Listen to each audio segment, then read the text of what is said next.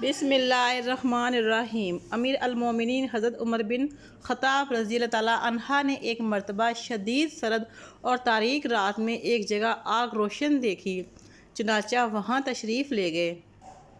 ساتھ جلیل القدر صحابی حضرت عبد الرحمن بن عوف رضی اللہ تعالیٰ عنہ بھی تھے۔ حضرت عمر رضی اللہ تعالیٰ عنہ نے آگ کے پاس ایک عورت کو دیکھا جس کے 3 بچے زاروں قطار رو رہے تھے۔ ایک بچہ کہہ رہا تھا، امی جان ان آنسوؤں پر رحم کہو اور کچھ کھانے کو دے دو۔ دوسرا بچہ یہ کہہ کر رو رہا تھا، لگتا ہے شدید بھوک سے جان چلی جائے گی۔ تیسرا بچہ یہ کہہ کر رو رہا تھا، امی جان کیا موت کی آغوش میں جانے سے پہلے مجھے کھانے کو کچھ مل جائے گا؟ حضرت عمر بن خطاب رضی اللہ تعالیٰ عنہ آگ کے پاس بیٹھ گئے اور عورت سے پوچھا، اے اللہ کی بندی، تیرے اس حال کا ذمہ دار کون ہے؟ عورت نے جواب دیا کہ اللہ میری اس حالت کا ذمہ دار امیر المومنین عمر ہے۔ حضرت عمر رضی اللہ تعالیٰ عنہ نے اس سے فرمایا، کوئی ہے جس نے عمر کو تمہارے اس حال سے آگاہ کیا ہو؟ عورت نے کہا، ہمارا حکمران ہو کر وہ ہم سے غافل رہے گا۔ یہ کیسا حکمران ہے جس کو اپنی رعایا کی کچھ خبر نہیں؟ یہ جواب سن کر حضرت عمر بن خطاب رضی اللہ تعالیٰ عنہ راتوں رات مسلمانوں کے بیت المال گئے اور دروازہ کھولا۔ بیت المال کا محافظ چوکیدار بولا، خیر تو ہے امیر؟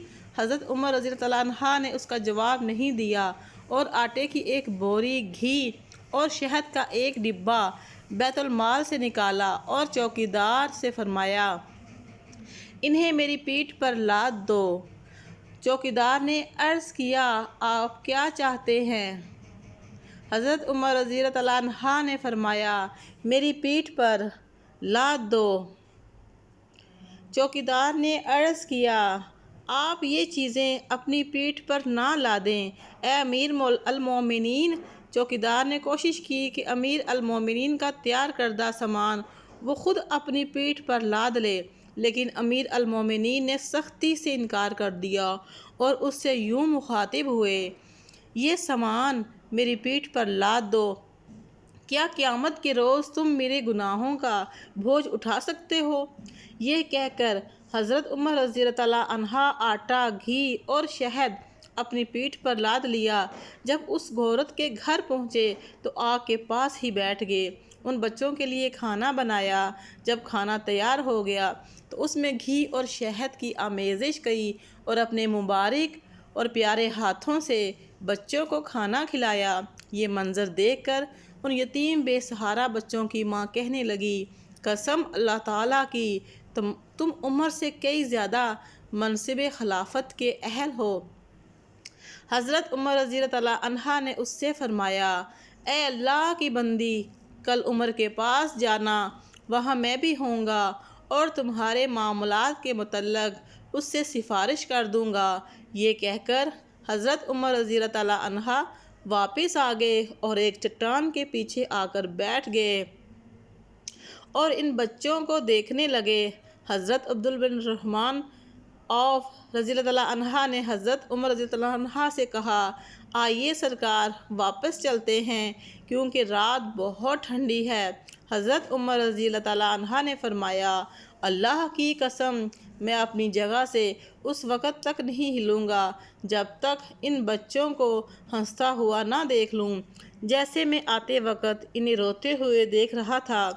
جب اگلے روز کا سورج طلوع ہوا تو اس یتیم بچوں کی ماں دربار خلافت میں گئی۔ وہاں اس نے دیکھا کہ حضرت علی بن ابی طالب اور عبداللہ بن مسعود رضی اللہ تعالیٰ عنہ کے مابین ایک شخص تشریف فرما ہے اور وہ دونوں حضرات اسے امیر المومنین کہہ کر مخاطب کر رہے ہیں، اور یہ وہی شخص تھا جس نے گزشتہ رات اس عورت اور بے سہارا بچوں کی خدمت کی تھی جس سے اس نے کہا تھا، اللہ اللہ میری اس حالت کا ذمہ دار عمر ہے۔